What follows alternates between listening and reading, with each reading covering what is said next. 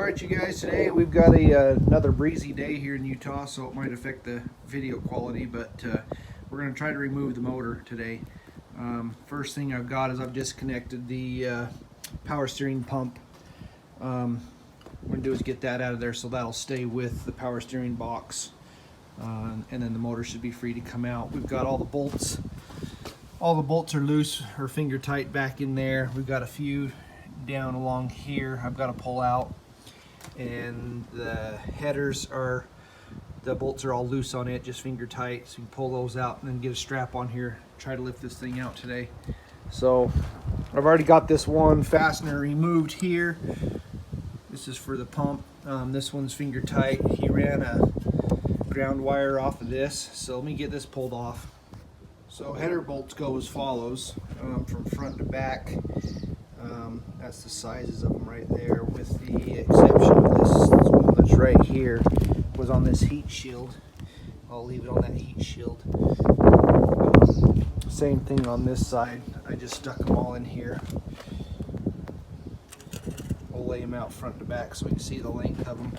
The rear one right there was missing, so we'll have to replace that. And that's the driver's side header bolts, from front to back, with the very back one right here is the one that's missing that I've got to replace. So we'll bag and tag those. Over here, just looking at everything needs to come undone. This wire harness that plugged in up there stays with the frame, but it's got a it looks like it's a positive wire that runs to the starter coil, and that just plugged into there. So we'll just leave that guy sitting there for now. This header's off, the other's header's off, and we've got, I think, maybe four more bolts underneath, and then we should be able to pull this motor. Just want to bag and tag everything so I make sure everything goes back to where it came from. So following this wire harness here, I'm having to undo a few more things. This coil, I'm going to leave everything hooked to it. That bolted down here on this nut here. There's this wire as well, this black wire. It goes up to this little piece here. That's just going to come undone. Down here we've got a couple, this plug, and then this blue wire right here goes to the back of the alternator. Do that guy. And pull this plug out of there, maybe.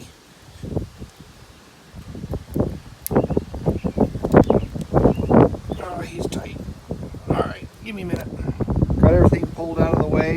Just kind of move the wires back out of the way so we get the motor out. One more thing, along this cable here that comes down to here, we've got to undo this black to blue. That one went there, and then this black and white wire, and that should all of our wire harness should free up everything from the motor. We can lift it out. And we're just starting to pull her up now. We've just got it up off the motor mounts, and everything's separating back there. And I'll continue to lift that up and out. Well, I'd like to say that was fun, but we did get it out. I needed to remove this that cover right there. I know that was just, it would have just came straight up, but it couldn't, but I had to pull that off. First time doing it, so lesson learned. Didn't hurt anything. Motor's out, all in one piece. Now I'll lower it down on the ground here, and we'll pick it up with a tractor, set it in the garage, put it on the engine stand. Alright you guys, this is where it's at today. We've got the motor pulled out and it's sitting in the other shop. The body is up off of the frame mounts there and there. And so now what we've got to do is roll the chassis out from underneath here, but we're going to do that later. I'll go in the garage and show you the motor sitting there, and that's probably going to end it for this video. The next video we do will probably be either tearing the motor down or removing the cab off of the chassis. So just one sec, I'll go in the garage and we'll show you the motor. Okay you guys, there's the motor sitting right there, and I got to tell you, this thing was really heavy. I think I did a little research on it, and it weighs just north of 1,000 pounds. and I was a little worried about my engine stand that I had here having 3 legs and being tippy, so we've got it sitting on this one right here. Got the top pulled off, valve covers are pulled off. Got valve covers and stuff sitting right down there. We'll do a whole video. We'll tear this thing down and go through the engine. Sitting over here, I've got the gasket kit that came in. This is from IH Parts. There is the gasket information for that. So we'll tear the motor down, replace these gaskets. We'll do that on another video.